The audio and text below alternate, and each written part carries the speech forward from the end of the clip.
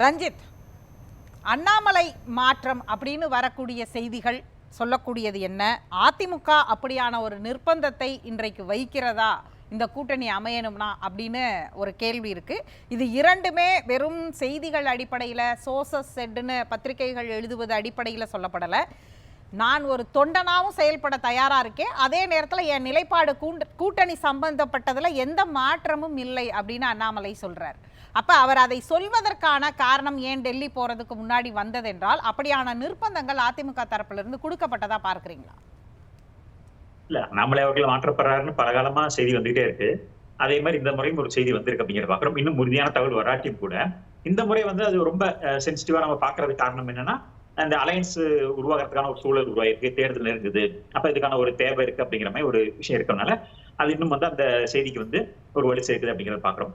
அப்ப அதே மாதிரி பாஜகவோட வரலாறு எடுத்து பார்க்கும்போது, பாஜகவோட ஸ்ட்ராட்டஜி எடுத்து பார்க்கும் பொழுது, பாஜக சில சமரசங்களை கூட்டணிக்காகவும் மாநிலத்துக்கு ஏற்ற சில சமரசங்களை செஞ்சிருக்கு அப்படிங்கறத பார்க்கும்போது ஒரு வாய்ப்பு இருக்கலாம் அப்படிங்கறத அரசியல் கூர்ந்து நோக்கிறவங்க பார்க்கலாம். ஏன்னா மகாராஷ்டிராவா இருக்கட்டும், பீகாரா இருக்கட்டும், நம்ம பார்த்தோம் மகாராஷ்டிரால அதிகமான எம்எல்ஏக்கள் பாஜக தான் வச்சிருந்தாங்க. 105 எம்எல்ஏக்கள் இருக்கும்போது கூட அங்க ஷிண்டே அவர்களை முதலமைச்சராக்கி பட்னாவிஸ் அவர்கள் அங்க ஒரு விட்டு கொடுத்து அங்க ஆட்சியை அமைச்சாங்க அப்படிங்கறத பாக்குறோம். அப்ப பெரும்பான்மை இங்க தமிழ்நாட்டுல நம்ம சொல்றோம், நம்ம அதிமுகவை விழுங்க பாக்குறாங்க, அதிமுகவை மிரட்ட பாக்குறாங்கன்னு சொல்றோம். அங்க விட்டு கொடுத்துதான் ஆட்சியை தக்க வச்சாங்க அப்படிங்கறத பாக்குறோம்.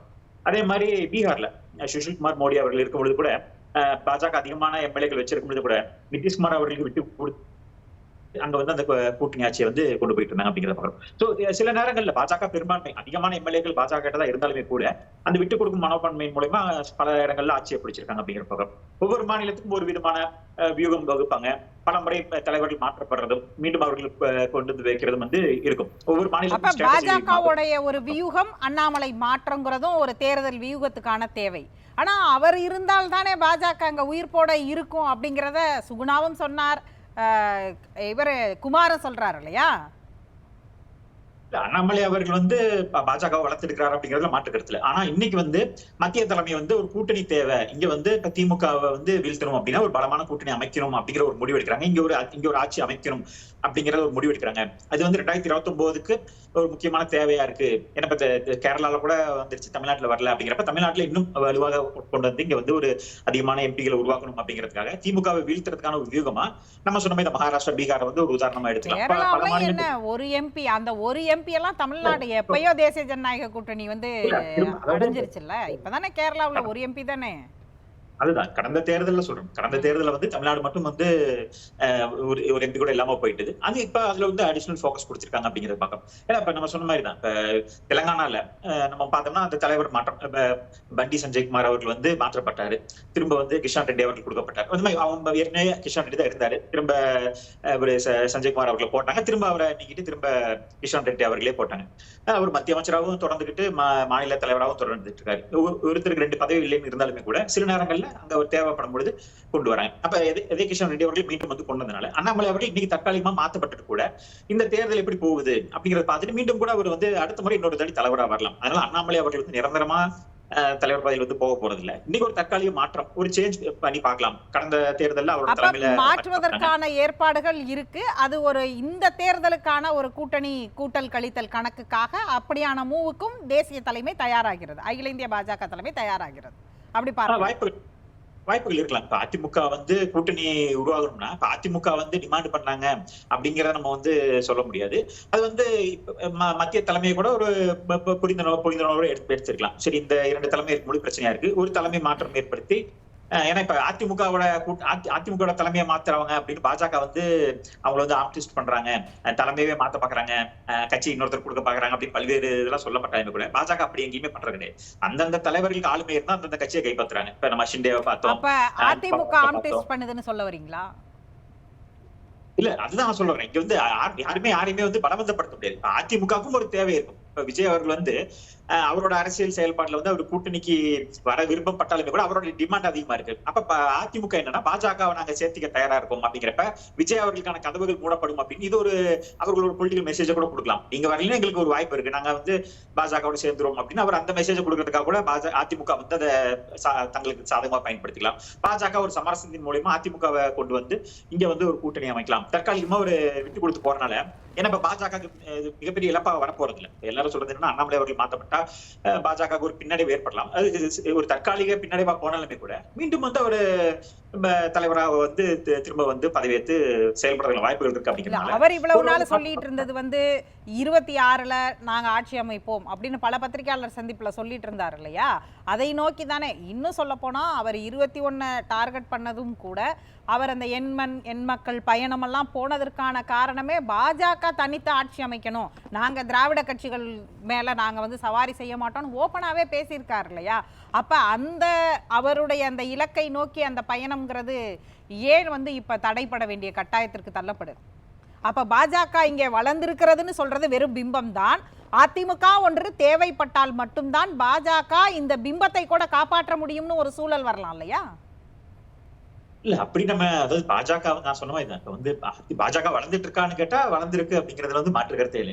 இன்னைக்கு வந்து மூலை முடுக்கெல்லாம் பாஜக சென்று சேர்ந்திருக்கு அப்படிங்கிறதுல வந்து ஒரு மாற்று கருத்தே இல்லை.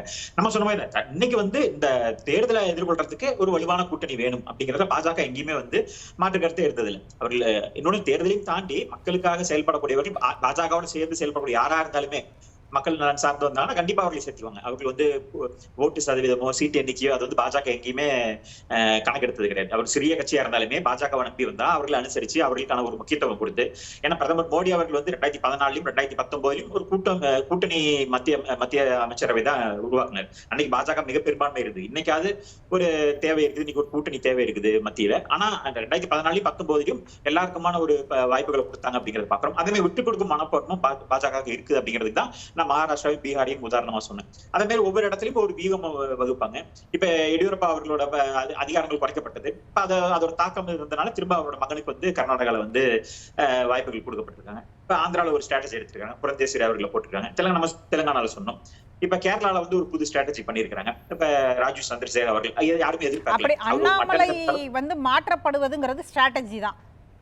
இல்ல அதான் ஒரு அதுதான் நம்ம அப்படியே எடுத்துக்க வேண்டியதா இருக்குமே தவிர இது அதிமுக அழுத்தம் கொடுத்தனால மட்டும் அப்படின்னு சொல்லிட முடியாது. இது ஒரு வியூகமா இருக்கலாம். ஒரு கூட்டணியை வந்து சுமூகமா கொண்டு போறதுக்காக ஒரு தேவை ஏற்பட்டிருக்கலாம். ஏன்னா அண்ணாமலை அவர்கள் வந்து இப்ப பாஜகங்கிற ஒரு அகில இந்திய தலைமை நினைச்சா அந்த கட்சிக்காக அவர் உண்மையாக உழைத்தார் அப்படிங்கிற இடத்துல இருந்து பார்க்கும் பொழுது அப்ப அவருக்கு ஒரு அயற்சியை ஏற்படுத்தாதான். நம்ம இந்த கட்சி நல்லா இருக்கணும்னு தானே உழைத்தோம், ஆனா இவங்க ஸ்ட்ராட்டஜி தான் முக்கியம், கட்சி வெற்றி முக்கியம் அப்படின்னு அப்பப்ப இவங்களுடைய ஸ்டார் கண்டிஷன் சப்ளை பிரின்சிபல்ஸ் அவங்களுக்கு ஏத்த மாதிரி ஃபார்முலாவை மாத்திக்கிடுவாங்க. இப்ப மகாராஷ்டிரா ஃபார்முலாவே எடுத்துக்கிடுவோமே, அங்க இருக்கக்கூடிய பட்னாவிஸை நினைச்சா ஒரு நாளைக்கு முதலமைச்சர், அடுத்த நாளே நீ வந்து துணை முதலமைச்சர். அப்படிங்கும்போது அந்த கட்சியையே நம்பி இருக்கக்கூடியவர்களுக்கு அது என்ன மாதிரியான நம்பிக்கை தரும்? இப்ப அண்ணாமலைக்கு அது என்ன நம்பிக்கையை கொடுக்கும்னு ஒரு கேள்வி வரும்ல.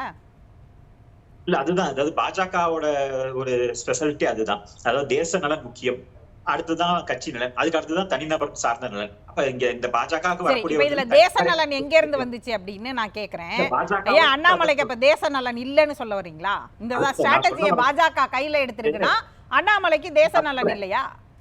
இல்ல அதை நான் சொல்றேன். அப்ப அதாவது நான் சொல்ல வந்தது என்னன்னா, பாஜகவோட நிலைப்பாடு என்னன்னா முதல்ல தேச நலன், அதாவது தனிநபர் முக்கியமா தேசம் முக்கியமானு வந்தா தேசம் முக்கியம், இரண்டாவதுதான் கட்சி நலன், மூன்றாவதுதான் தனிப்பட்டவர்களோட நலன். இப்ப பிரதமர் மோடி அவர்களே தான் வந்து பிரதமரா இருக்கிறத விட மத்த ஒரு பிரதமரா இருக்கணும், கட்சி நலன் முக்கியம்னா தன்னோட பதவியை விட்டுட்டு கட்சிக்காக விட்டு கொடுப்பார் அப்படிங்கிற. கட்சி முக்கியமா தேசம் முக்கியமா அப்படின்னு பார்த்தா தேசத்துக்காக கட்சியை விட்டு கொடுப்பாங்க. கட்சி முக்கியமா தேசம் முக்கியமான்னு கேட்டா ஏக்நாத் ஷிண்டேயும் அஜித் பவார் மட்டும் தேசத்துக்காக உழைத்தவர்கள், பட்னாவிஸை டெப்டி சிஎம் ஆக்கலான்னு அவர் தேசத்துக்காக உழைக்கல, அதனால ஒரு படி இறக்கிடுவோம் அப்படின்ற முடிவுக்கு தள்ளப்பட்டார்களா அப்படின்னு ஒரு கேள்வி இருக்கு இல்லையா? அதே கேள்வி அண்ணாமலைக்கு பொருந்தும் இல்லையா? எந்த இடத்துல தேச நலனுக்கான அளவுகோலை நீங்க வச்சுக்கிட்டு அதுல அண்ணாமலை வந்து ஜெல்லாவல, அதுல வந்து ஓப்பனா சொல்ல வேண்டியதானே, இவ்வளவு பேர் பேசினாங்க அரசியல் கூட்டணி பாஜகவுடைய ஃபார்முலான்னு அப்படி சொல்ல வேண்டியதானே. இதுல எங்க இருந்து தேச நலனை கொண்டாந்து ஃபிட் பண்றீங்க? கேட்டதுக்கு நான் சொன்னேன், அண்ணாமலை அவர்களோட தனிப்பட்ட வளர்ச்சியோ தனிப்பட்ட நலனையோ தாண்டி கட்சியோட முக்கியத்துவம் அதான் சொன்னேன். மூணாவது தான் அண்ணாமலை அவர்கள், முதல்ல தேசம், இரண்டாவது கட்சி, மூணாவது தான் அண்ணாமலை அவர்கள். அதான் கேக்குறேன் ரஞ்சித், முதல்ல தேசத்துக்கும் அண்ணாமலையை மாத்துறதுக்கும் என்ன சம்பந்தம்னு நான் கேக்குறேன். இது ஒரு கட்சியோடைய ஒரு உட்கட்சிக்கான ஒரு ரொட்டீன் ப்ராசஸ். இதுல தேச நலன் எங்க இருந்து வந்துச்சு? இத கேள்வி கேட்கறதுனாலே நான் தேச நலன் இல்லாத ஆளா கூட மாறிடுவேனா என்ன? இல்ல நான் சொல்றது பாஜகவோட தத்துவ நிலைப்பாட சொல்றேன். நான் சொன்னது நீங்க முதல்ல விட்டுருங்க, ரெண்டாவது பாயிண்ட் எடுத்துக்கோ. கட்சியா கேட்டா கட்சி தான் முக்கியம், அதுதான் நான் சொல்றேன். நீங்க அதுல நீங்க விட்டுருங்க. நீங்க வந்து நீங்க புரிதலாம சொல்றீங்க. நான் சொன்னது வந்து கட்சியா தனிநபரா சொல்றேன். ரொம்ப ஈஸியான வார்த்தை இல்லையா? ஒரு வார்த்தையை வந்து டீகோடிங் பண்ணணும்னா உங்களுக்கு புரிதல் பத்தல. ஓகே சரி சொல்லுங்க. இல்லைங்க, நான் சொல்ல வந்தது என்ன, பாஜகவோட நிலைப்பாடு அது. அதுல வந்து இப்ப அண்ணாமலை அவர்களுடைய விஷயம்னா கட்சியா அண்ணாமலை அவர்களா பார்த்தா இன்னைக்கு கட்சியை பாஜகவை வந்து இன்னைக்கு ஒரு கூட்டணி ஆட்சி அமைக்கணும் தமிழ்நாட்டுல. ஒரு இன்னைக்கு 2026ல தனித்து பாஜக ஆட்சி அமைக்கிறதுக்கான சூழல் இருக்கானா? இல்ல. அதுக்கான முயற்சி எடுப்பாங்களான்னா இருக்கும். திமுகவாலேயே தனிச்சு ஆட்சி அமைக்க முடியாது. இன்னைக்கு கூட்டணி வேண்டியது இல்ல, நாங்க வந்து யாருமே எங்க கூட தேவையில்லை, நாங்க திமுக மட்டுமே தனிச்சு ஆட்சி அமைப்போம் திமுகவால ஒரு காலமும் சொல்ல முடியாது. அது அதிமுகவும் அதே நிலைமை தான். இன்னைக்கு இத்தனை ஆண்டுகள் ஆட்சி பண்ணிருக்காங்க, தொடர்ந்து 2 முறை ஆட்சி அமைக்கக்கூடிய வரலாறு வந்து அதிமுக வச்சிருந்தாலுமே கூட அவர்களுக்குமே ஒரு கூட்டணி தேவைப்படுது. இன்னைக்கு பாஜக விட்டாலும் கூட வருமாங்கிறத பாக்குறாங்க. அப்படிங்கிறப்ப பாஜகவும் அதே முயற்சி எடுக்கிறாங்க. அதுக்கு ஒரு சமரசம் வேணும் என்றால் அதை செய்ய தயாரா இருக்காங்க. ஆனா அதுக்காக அண்ணாமலை அவர்கள் வந்து பலி கொடுக்கப்பட மாட்டார். அவர் மத்திய அமைச்சராகப்படலாம். திரும்ப வந்து மீண்டும் வந்து நான் சொன்ன மாதிரி கிஷான் ரெட்டி அவர்கள் மாதிரி மீண்டுமே வந்து ஒரு தலைவராக வந்து நியமிக்கப்படலாம். எடியூரப்பாவோட மகன் மாதிரி மீண்டும் வந்து அந்த குடும்பத்துக்கு மீண்டும் பதவி கொடுக்கப்பட்ட மாதிரி அண்ணாமலை அவர்கள் மீண்டுமே கூட தலைவராக இன்னும் 2 ஆண்டுகள் கழித்தோ வரதுக்கான வாய்ப்புகள் இருக்கு. அதனால வந்து இங்க வந்து